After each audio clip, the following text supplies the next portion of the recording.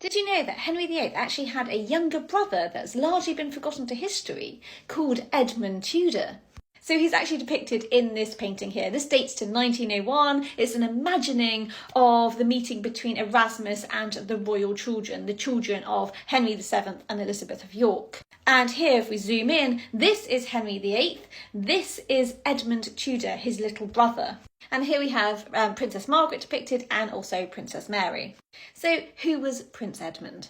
Prince Edmund was the sixth child born to Henry VII and Elizabeth of York. He was born in 1499. And from birth he was styled the Duke of Somerset.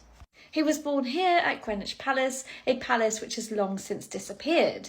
He joined the royal nursery with his elder siblings, so that was Henry, who was called the Duke of York at the time. Later he was King Henry VIII, and also his sisters Margaret and Mary. And the royal nursery was based here for some time. This is Eltham Palace in the outskirts of London, and part of it does survive to this day. Edmund's eldest brother, Arthur, the Prince of Wales seen here, was not part of the royal nursery at this time because he had been given his own household, as was right for the heir.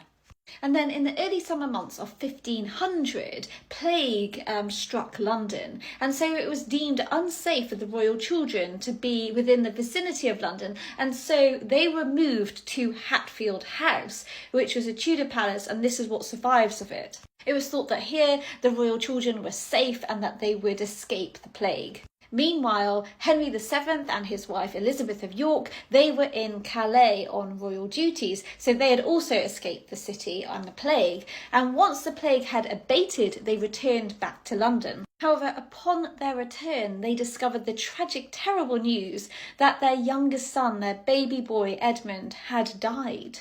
Little Edmund was only 15 months old, and his actual cause of death is unknown. Although plague might well have been the cause, it is unknown because there were so many diseases that could kill a child at this time. The little royal prince was given a state funeral. The Privy Purse records that £242 were paid out for his funeral. So the little prince was placed in a new chest, a little tiny coffin.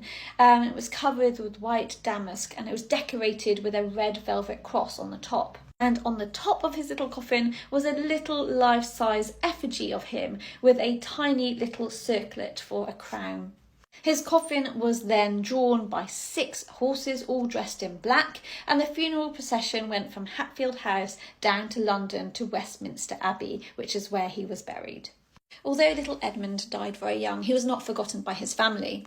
In this painting, which dates to about 1503 to 1509, it depicts the family of Edmund. So it depicts his dad, his father, Henry VII, and his mother, Elizabeth of York, and all of the children that they had. It's a commemorative, almost imaginative piece because by the time that this was painted, a lot of these children were already dead. So behind Henry VII we have Arthur, who was already dead by this point. We then have Henry, who became Henry VIII, and there we have Edmund on the left. Edmund, of course, never grew up to be that big, so it's a commemorative piece for the Tudors to remember their children.